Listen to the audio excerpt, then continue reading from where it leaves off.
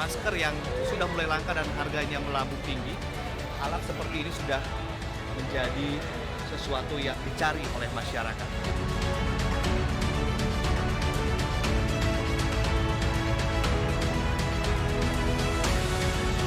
Harusnya Januari, Februari itu 5 ribuan gitu ya, karena Imlek ya. Terus sekarang nol, cancel semua ini.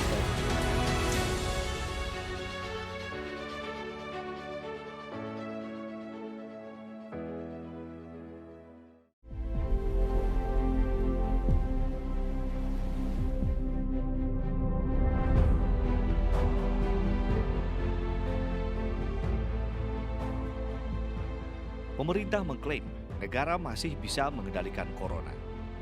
Walaupun banyak tudingan yang meragukan kapabilitas dan mendeteksi corona, tapi Terawan tetap meyakini bahwa kemampuan Indonesia dalam mengontrol corona masih mumpuni.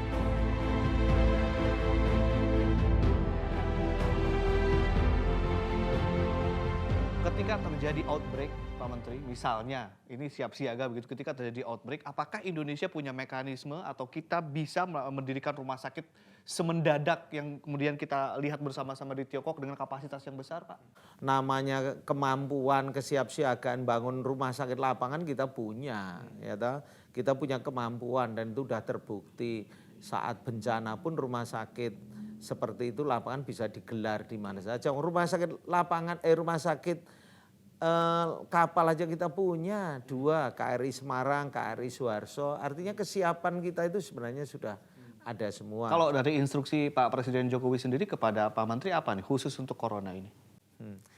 Ya instruksinya ya bagaimana bisa menangani sesuai dengan prosedur yang ada yang ada di dunia ini melalui kesehatan dunia, apa saja yang mau dijalankan dengan tertib aja itu akan menjadi baik. Oke.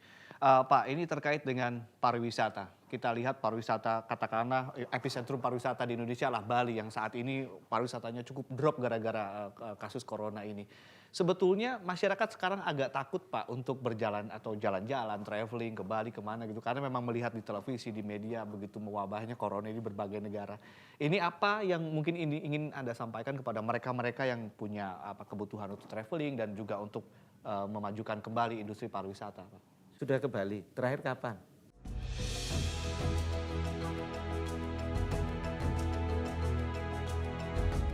Kami menelusuri salah satu wilayah epicentrum pariwisata di Asia Tenggara, Pulau Dewata.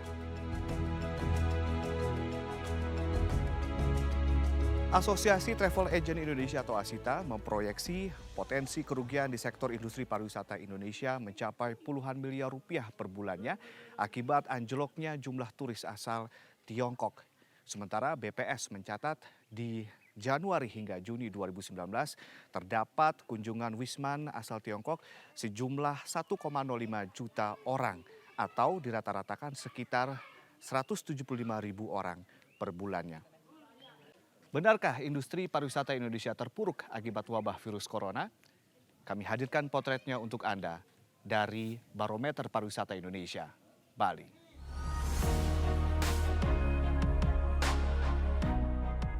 Tidak seperti hari-hari biasa ketika kami datang ke Bali. Hanya beberapa kelompok wisatawan saja yang kami temui. Pura Besakih ini misalnya. Pihak pengelola memaparkan data kunjungan per Januari 2020 yaitu 15.000 orang, kemudian mulai menurun di 12 ribuan di bulan berikutnya. Tidak hanya objek wisata, bisnis jasa di sektor pariwisata pun lesu. Ketut Sugita, pelaku jasa transportasi penyeberangan laut dari Bali ke Nusa Penida dan Lombok menceritakan kepada kami situasi yang tengah terjadi saat ini.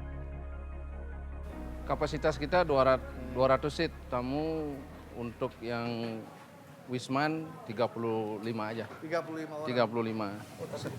35. Tapi ini rata-rata Eropa, Australia. Eropa, Australia. Kalau dalam 1 bulan rata-rata turis Tiongkok dapat berapa biasa? Travel kami kalau dari Tiongkok sendiri itu lebih kurang 3.000 sampai 5.000. 3.000 sampai 5.000. Ya, kalau high season Imlek itu 5.000. 5.000. Harusnya Januari Februari ini 5.000-an gitu ya karena Imlek ya. Ya. Terus sekarang nol. Nol. Di cancel semua ya. Cancel. Separah apa sih Pak dampaknya Pak dirasakan oleh para pelaku pariwisata di sini? Terutama ya Bapak ya. Saya dengar teman-teman juga banyak yang merumahkan karyawan. Dirumahkan jam kerjanya jadi 15 hari. Untuk kami belum. Jadi kalau total kerugian bisa diestimasi berapa nih Pak? Karena kan pasar utama Bapak ini Tiongkok ya kan. Dan harusnya peak season ini melayani libur Imlek sampai 5.000 orang per bulan. Belum bisa kami estimasi untuk kerugian, Pak. Karena kan ini suatu yang tidak pasti juga ya. Kalau nanti tiba-tiba bulan Mei atau bulan apa nanti Ketutup. ada tamu lagi, biasanya sih setelah musibah ya booming biasanya kalau dari dulu. Apakah bisa dibilang memang sekarang memang lagi sepi-sepinya atau justru memang akibat dari virus corona?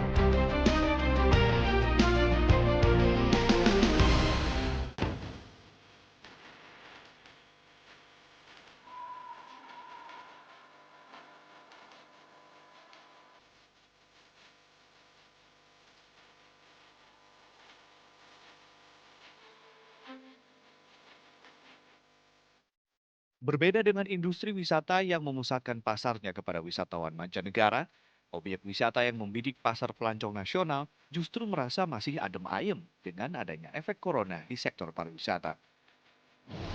Dengan patung yang diklaim tertinggi keempat di dunia sebagai daya tarik utamanya, manajemen Garuda Wisnu Kencana tidak khawatir dengan virus corona yang tengah merebak ke seluruh penjuru dunia.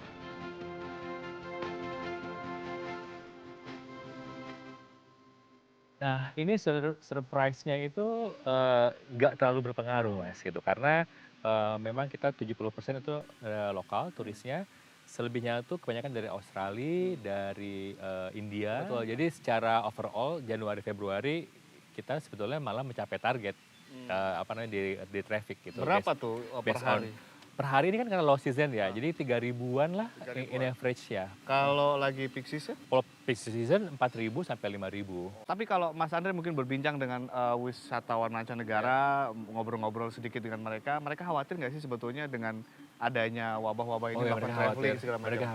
Mereka khawatir gitu. Tapi awal-awalnya wah itu luar biasa.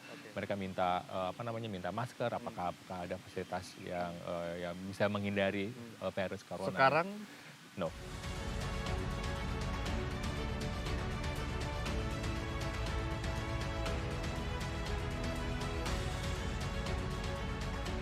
sebagai daerah wisata bertaraf internasional, Bali mampu menarik pelancong luar negeri hingga 6 juta orang per tahun. Namun, apakah benar usaha pariwisata menjadi sangat terpuruk akibat corona? Kepada kami, Putu Winastra menjelaskan bagaimana efek corona membayang-bayangi industri wisata di Pulau Dewata. Efek corona ini dampaknya terhadap pariwisata Bali itu sangat luar biasa. Karena memang market share dari market Cina ini sekitar 27-28% Dari total wisman. dari total wisman yang ada. Jadi Bali itu tahun 2019 kan ada sekitar 5 juta sekian. Jadi bisa dibayangkan market share-nya dalam 1 bulan itu ada sekitar 100.000 wisatawan Cina yang datang ke Bali, dan itu menjadi pembatalan dengan virus corona ini. Kalau dihitung harga paket dan segala macam, berapa kira-kira jadi menurunnya? Sesuai dengan survei Bank Indonesia, jadi harga paket wisatawan Cina ke Bali itu per orangnya 9.700.000. Jadi bisa dihitung berapa nilainya secara keseluruhan. Penurunannya begitu.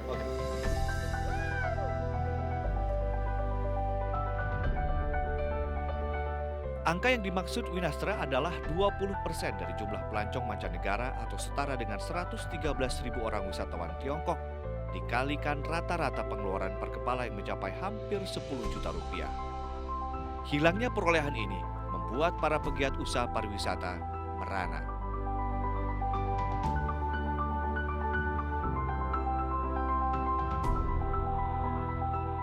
ketika ada wabah virus corona ini, yang paling terpukul apa nih? Restorannya kah, hotelnya kah, biro perjalanannya kah, atau apa? Industri apa? Sebenarnya yang terimbas itu semua.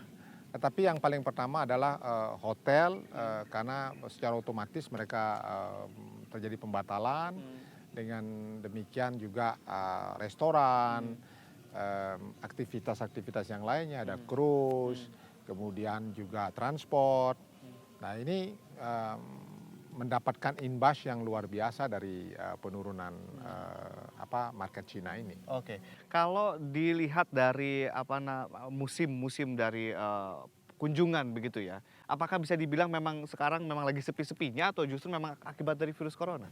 Memang Januari sampai Maret ini kita memang facing low season, karena di Januari Maret ini seasonnya untuk Chinese market karena Imlek. Apa Amerika segala macam itu kapan dia peak season? Mereka peak seasonnya di bulan Juni, Juli, Agustus sama September. Jadi belum? Belum. Bookingnya dari mulai kapan tuh? Periode bookingnya mulai dari April.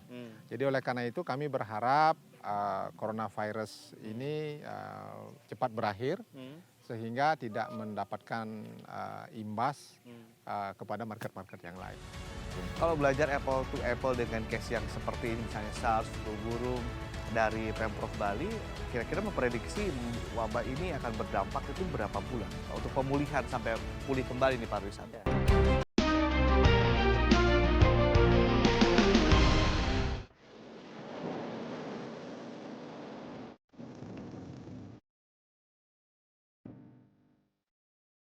Tidak hanya menjamin bahwa negara bisa mengontrol penyebaran corona di dalam negeri, kini pemerintah pun telah melakukan beberapa aksi.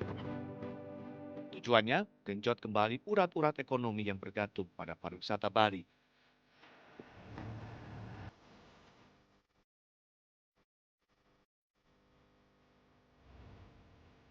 Jadi dampak kira-kira nanti seperti apa Pak dari pertumbuhan ekonomi? Kalau statistik kemarin bicara ketika 2017 Gunung Agung gimana tuh Pak? Ya tentu kalau kita berasumsi dengan kejadian apa yang sekarang ini dibandingkan dengan dampak Gunung Agung. Kalau Gunung Agung kemarin itu kan memang dampaknya global ya. Jadi tidak hanya wisatawan Tiongkok yang tercancel, bahkan itu melebihi dari wisatawan lainnya. Jadi boleh dikatakan itu dampaknya kelihatannya lebih besar yang Gunung Agung. Kalau situasi saat ini yang saya katakan begitu ya. Jadi dari hitung-hitungan kemarin seharusnya pada bulan Februari mestinya itu kan adalah peak season bagi liburan wisatawan Tiongkok untuk datang ke Bali ya. Karena itu merupakan tahun barunya Tiongkok, Imlek persis ya. Itu ada kurang lebih sekitar 20.000 sampai 25.000 wisatawan yang cancel. Yang tadinya mau datang ke Bali akhirnya tidak jadi gitu ya. Dan mereka biasanya lama tinggalnya itu sekitar 5 hari rata-rata ya gitu ya. Kalau belajar apple to apple dengan case yang seperti ini misalnya SARS, flu burung dari Pemprov Bali, kira-kira memprediksi wabah ini akan berdampak itu berapa bulan sih Pak untuk pemulihan sampai pulih kembali nih pariwisata? Ya, kalau kita melihat kasus kejadian SARS, ini saya kira kan analog lah gitu ya, itu sekitar 3 bulan. Kalau SARS ya, jadi saya yakin optimis juga kasus corona ini juga kejadiannya mirip-mirip dengan SARS lah gitu sekitar 3 bulan. Tapi kalau toh umpamanya nanti ada perkembangan dari situasi yang sekarang ini, mungkin kita juga ciptakan skenario yang lebih dari 3 bulan, katakanlah yang begitu ya, itu bisa kita skenariokan nanti di dalam asumsi-asumsi potensi loss dari kasus corona ini. Jadi lebih panjang. Lebih panjang bisa kita simulasikan gitu ya. Pak, kalau kita lihat kan pemerintah pusat sudah mengumumkan ya akan memberikan stimulus. Ini rinciannya ada banyak nih Pak. Menambah anggaran 298,5 miliar untuk insentif airline dan juga travel agent. 443,39 miliar insentif bagi traveler domestik berupa 30% diskon pesawat untuk 25% seat di masing-masing penerbangan. Tanggapan dari Pemprov Bali Tentu apa ini? kami dari pemerintah Provinsi Bali sangat mengapresiasi, hanya saja memang kami banyak mendapatkan pertanyaan-pertanyaan daripada industri gitulah. Karena petunjuk teknis sampai dengan saat sekarang itu masih belum kami terima, sehingga kami belum bisa menjawab secara gamblang kebijakan-kebijakan itu gitu. Mulai resah ya Pak ya? Ya, Mulai sudah bertanya-tanya. bertanya-tanya tentang kejelasannya. Misalnya tentang pembebasan pajak. Apakah pembebasan pajak itu diberikan kepada wisatawan yang menginap di hotel atau yang membeli makanan di restoran, atau tetap dipungut tetapi pihak restoran yang tidak menyetorkan ke Pemprov. Ada juga diskon yang 30% bagi 25% seat masing-masing penerbangan. Ini teman-teman dari industri juga mengkritisi lah, katakan mengkritisi. Karena airline sendiri kan selain juga mendapatkan kalau nggak salah itu adalah diskon untuk uptour, kemudian PSC-nya, lalu juga ada diskon untuk tiket ini sendiri. Tentunya apakah tidak bisa flat saja misalnya 30% tapi tidak untuk 25% seat gitu ya, tapi untuk keseluruhan. Berikutnya juga soal 3,3 triliun ya dana hibah yang katanya akan dibagikan kepada 10 destinasi. Kalau harapan dari Provinsi Bali, dari para pelaku industri di Bali apa nih? Tentu harapannya itu di dalam mendistribusikan itu secara proporsional lah gitu ya. Jadi saya yakin pemerintah pasti sudahlah memperhitungkan itu karena sesuai dengan kontribusi ataupun tingkat dampak daripada pengaruh corona ini supaya di dalam pembagian 3,3 triliun itu bisa didistribusikan secara proporsional. Saya kira itu yang harapan kita. Apakah nanti dana hibah itu bisa menutup jika memang 10% pajak yang kemudian biasa dipungut oleh Pemprov ke destinasi dan juga para industri ini bisa menutup, bisa seimbangkah? Nah ini yang Stimulus perlu harus kita hitung dulu ya. Jadi kita harus hitung berapa jumlah pendapatan dari PHR setiap bulannya atau setiap tahunnya dari seluruh destinasi yang ada di Bali ini dibandingkan nanti dengan breakdown yang 3,3 triliun itu kepada masing-masing destinasi. Jadi karena terus terang sampai sekarang kita belum menerima turunan dari itu, kami belum bisa mengkalkulasi, belum bisa. Mudah-mudahan bisa tertutupi gitu ya harapan kita ya. Nah.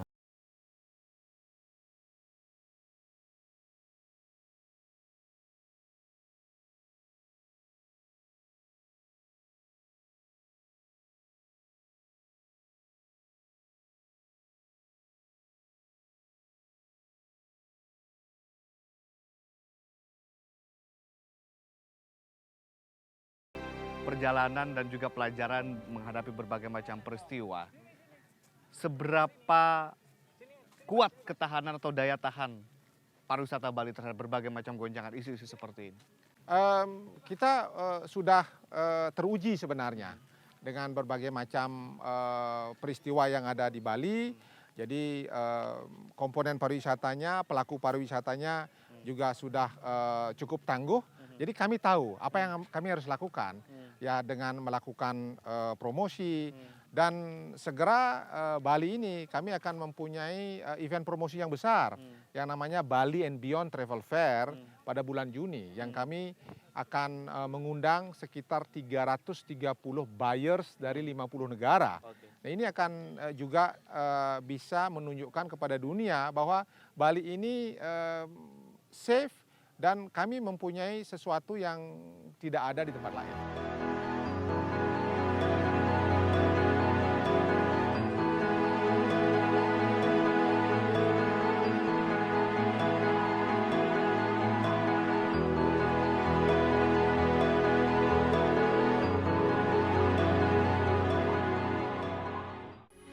Metro TV, knowledge to elevate.